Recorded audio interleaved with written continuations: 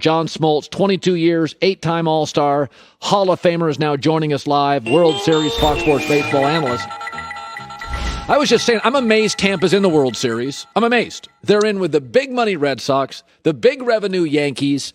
Somebody in that organization can scout, John, because, I mean, their talent, their pitching talent, how do you explain their success in a sport with no salary cap? Well, the biggest thing is they've been able to identify what somebody else may not like, and they use it to their advantage. They create arm angles. They've got velocity. They have similar players as far as they're seeking the power and the home run. They're kind of counteracting what analytics is out there doing. So, in other words, everybody is trying to hit fastballs. Well, fastballs are one of the lowest thrown pitch in baseball today. So they've got guys that can hit spin and off speed.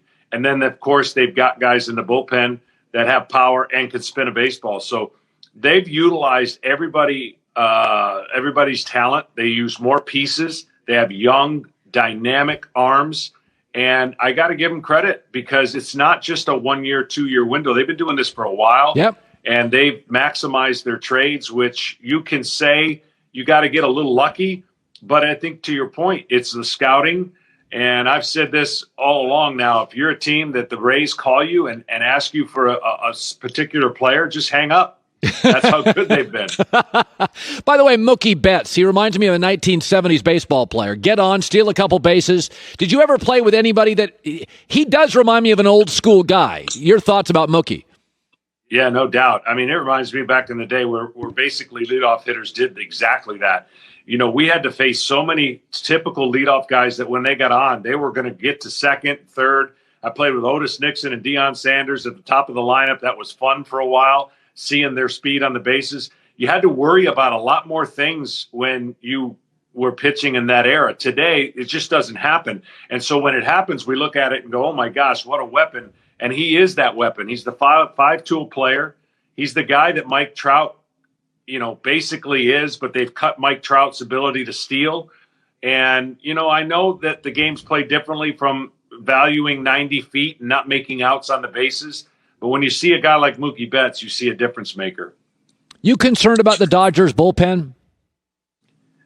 I'm only concerned about the Dodgers bullpen when they have to do many games like yesterday. I think the bullpen has a lot of options and has a lot of leverage.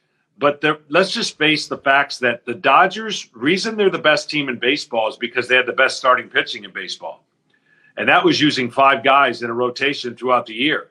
But then when you go to 2.5 starters in the postseason, you start kind of convoluting some of the roles and you maybe bring in some factors you don't have to. And yesterday didn't go the way Dave Roberts wanted it to, of course.